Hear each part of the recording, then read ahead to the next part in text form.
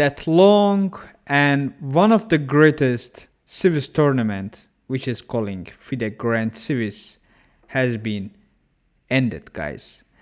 And we have a champion, we have a winner. Anish Giri finished this tournament as a solid leader, and Bluebaum from Germany has been followed him on second place, which was actually a super surprised result among a lot of over 2700 players, 2750, over 2750 rated players.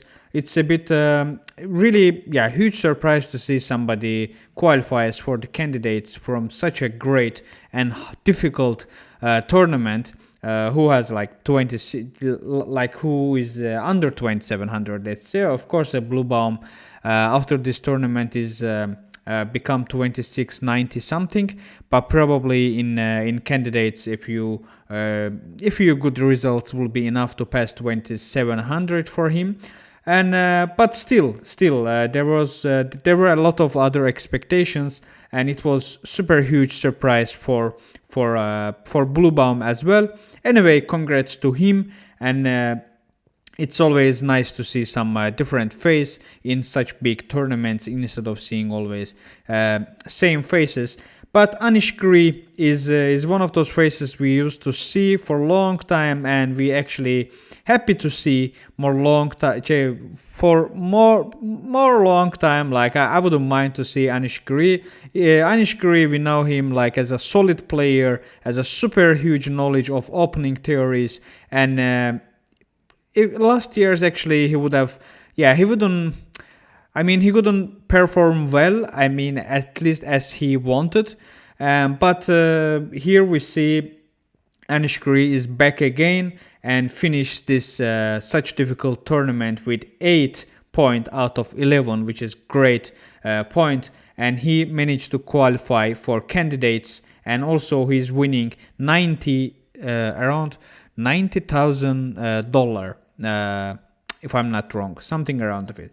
Anyway, congrats again, and let's see actually what happened in last round, because until last round that wasn't actually pretty clear, since there were a lot of players who had 7 points, and last round was still really important, and Anish Giri was the only one from those top players, and actually managed to win against Hans Niemann with white pieces. And guess what opening Anish Giri preferred to play? Of course, English opening, as what a master. And we see also Hans Niemann answers after c4, knight f6, knight c3, e5, knight f3, knight, then black plays knight f6, and then we see e3. These all are theoretical moves, guys. After bishop comes to b4, queen comes to c3. Actually, I want to see also like how does it looks like, because queen b3 also is possible. In my games as an English player, I oftenly prefer to play queen b3, and I have actually, even though I have watched a lot of games and I have learned a lot from Anish Giri and his English, and but I have to mention that I have learned this queen b3 actually from Zhu Wenjun in last Women World Champion match.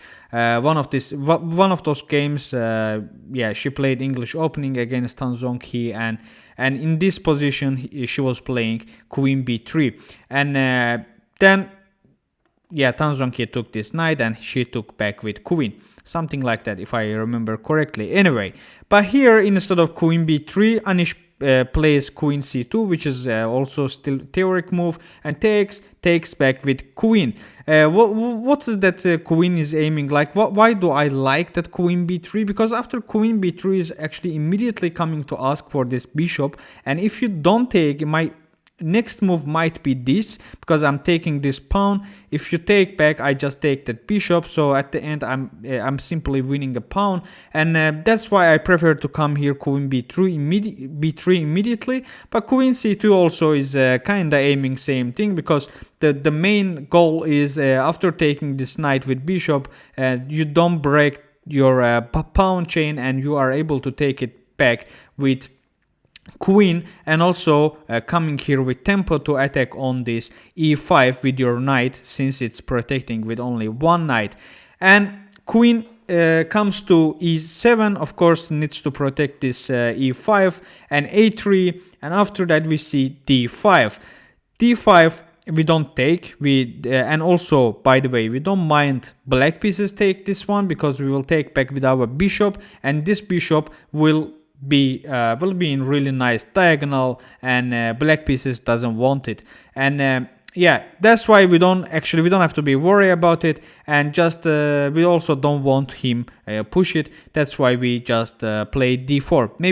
Maybe that's not why, but yeah, you know what I mean.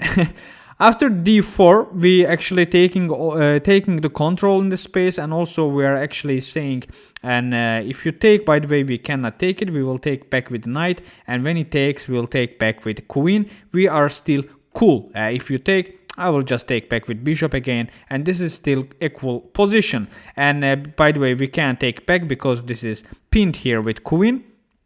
And okay, let's go back, and after that he actually took. That's what happened in the game. Takes, and then but he, of course, he didn't take it. Hans Niemann played c5, also attacking on this queen. Then queen goes to h4, bishop comes to e6, and also kind of putting more pressure on c4, and then we have to take. Then knight takes back, and even though this is actually, now it is hanging here, but before that, before trading the queens or going somewhere with our queen, we are coming here with bishop b5, which is check. So first black pieces needs to react on it, and then we take the queen, knight takes back, then we go back with our bishop. Actually, what would happen if we would have taken it, because it looks actually okay. And now yeah, black doesn't have castling anymore, and center is pretty open, and black king is still in the center. Doable, but not actually that much, because after castling, this game will easily go to endgame, and actually this black king in the center might give black even more active position. So that's why we don't want to trade those bishops. And also, as I said, this is important game to win, and probably Anish wants to win in this game, not draw, because making draw yeah, means he doesn't qualify. He's not gonna qualify for the candidates, like most possibility. Of course, I don't know the math what's gonna happen over there after all the games were draw. But anyway, Anish just doesn't want to take a risk, and in this point there is not a lot to lose, and either you're gonna win and qualify for the candidates, or you're just gonna lose another one more game in your career, and which is not so big deal, should be fine. So that's why I assume Anish doesn't want to trade the bishops, and because after trading bishops it goes to be super drawish position, and in that level it's not easy to pull somebody to your traps, let's say. It was, yeah.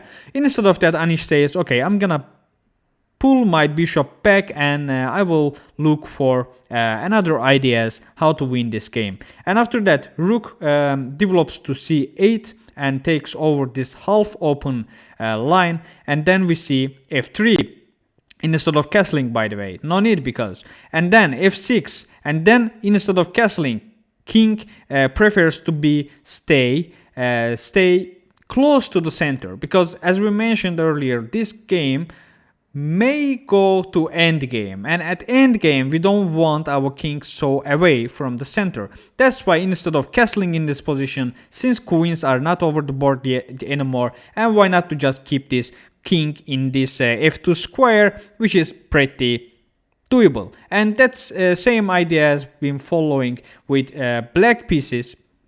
And then rook comes to d1, attacking on this bishop. Bishop goes to e6, and after that we see h4 from here. After h4, black actually doesn't react particularly against h4. He just plays b6 and having this proper pawn chain on the on the king side.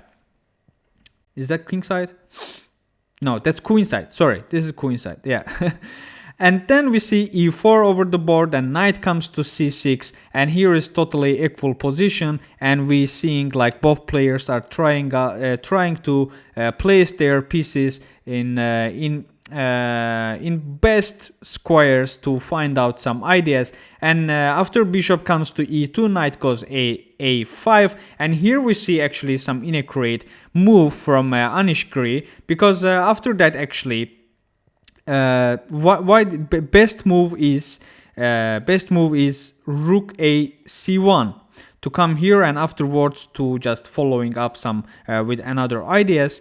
And because actually after here maybe this will be pushed, and after this this will become here. I don't know actually how it will go. I'm not sure about the ideas.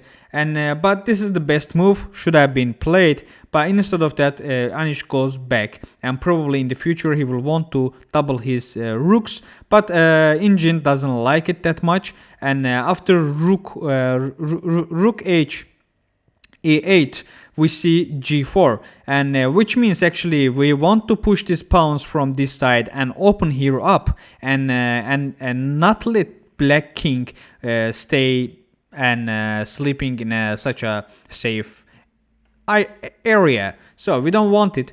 And then knight goes back b7, attacks on this rook. Rook goes back to d2, and then knight comes here again, and then rook goes here again. And we all expected, oh, we're gonna see actually threefold repetition. And okay, this game also goes to be end up with draw. But here Anish says, no, I'm not gonna do that. Instead of coming back to rook d2, he goes back to rook d1 again. As I said, first he didn't want to trade the bishop. Now he doesn't want to repeat the moves anymore, and he just wants to play for winning.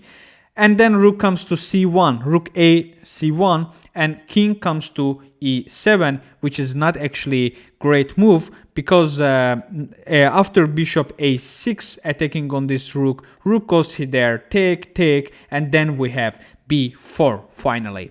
Finally that b4 has appears over the board, and then knight comes here to attack on rook. Rook goes to c3, attack on this knight, and then actually rook comes to d6. What if we take it? By the way, we cannot take it because bishop protects it. And so what should we do? Like, shall we continue to pushing from this side, or maybe doing some stuff from this side, or taking this? Why not to just take it and taking back, because it's not actually good, because after taking you can easily sacrifice your rook. After taking back, then you take that pawn back and taking that rook actually back, which is winning, because look at white's position. White has more dynamic, and white actually also 1 pawn up after taking this, and 1 pawn up, so it should be at least still kind of slightly better position for white pieces. And after king comes to d7, by the way, king doesn't have to be played here, and or just king e6 would be okay move. But instead of that, Engine says just play h6 and prepare something for g5 in the future, or prepare yourself against g5 in the future. And after here, king comes to d7, which is mistake, because after taking this, king takes back, and then here we push g6. Now we are actually we are okay to push g5, since h6 haven't been played, and that's why h6 was important. And now you don't want to take it, because it will take back, and this will be passed pawn, and it will be totally winning. That's why you don't want to take it. And then that's why bishop comes back to help. King walks to e3, king c5, king f4, and look at here, like just king d4, taking, and then I push a4. A4 is also kind of waiting move and waiting for the black, like, okay, what you gonna do? And then a5, bishop goes back to d7, bishop e2, and also we are just making that sure this king cannot walk here and take this pawn if we will walk further with our king. And after that also we opening this line, because if we will come to take this pawn, we can just easily play a6 and we'll protect this pawn as well over here. Then we pushed e5 and king comes back. King just doesn't have, I don't know, this king doesn't know where to go and how to catch this position, but it's pretty understandable that black king doesn't know how to do this, because there is no way for it. It is completely winning. After king e6, we push f7 takes, and then king comes to e5, and there is no way to stop white pieces to win this game, because after here, like, a lot of things can happen.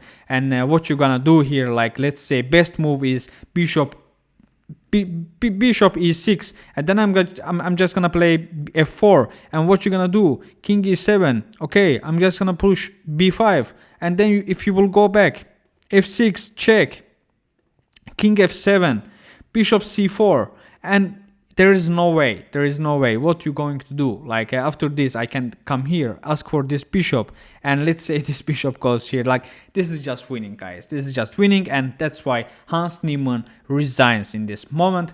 And congrats to Anish Giri again, he managed to win this important game. And also, yeah, I would say he actually collected the fruits from that tree he built up with not going for draws. And to be honest, we don't see such things a lot from Anish Giri, but this time, yeah, he just tried out and he knew that he doesn't have anything to lose, either draw, in worst case losing, but nothing is actually like taking risk is worthy. Like, at the end, yeah, if it will work out, I will qualify for candidates, and it's, I think, enough reason to take a risk in any case, about chess, of course. And in women's section also we can have a look. In women's section, we see Vaishali and Kateryna Lagno manages to qualify for candidates, and Vaishali also finished here in first place, even though it's a bit strange. Like, Kateryna Lagno doesn't have any lost. Vaishali has one lost, but actually Vaishali has one more winning, or this is actually 1 2 3 5 1 2 3 2. It's interesting, probably because of the okay, average, okay, because of the average Vaishali gets it. But Lagno didn't lose any game, and even though Vaishali lost one game against Bibisara, but still she managed to participate for candidates as well. Congrats to Vaishali and Kateryna Lagno, and also again Anish Giri and Bluebaum. And okay, who are we going to see in candidates? Well, actually, next candidates will happen in 2026, but like, clear date is not haven't been published yet, so we don't know yet. And Caruana will be there from as a winner of FIDE Circuit 2024. Hikaru Nakamura will be there from the rating. Anish Giri just qualified. Bluebaum will be there. Probably we will see Pragnanantha as hell as a winner of FIDE Circuit 2025, because now they're like, yeah, Pragnanantha is the solid leader over there. Probably he will be the winner. And then we will have actually 3 more spot, right? So Caruana, Hikaru, Anish Giri, Bluebaum, Pragnanantha, and 3 more spot. We will get those last 3 spots from World Cup, which will happen in next month or in November, something like that. And anyway, guys, whoever will manage to get first, second, and third place in World Cup, and they will be participate in candidates, and we will see really nice and really great games. Yeah, so. And I will be here with publishing all the important things and all the high tension moments and really nice games and analyzing them and recapping them, everything. And I will be here again. So if you don't want to miss them out, just don't forget to like this video and subscribe to my channel to be aware of such stuff. Thank you for watching and see you next video. Bye bye.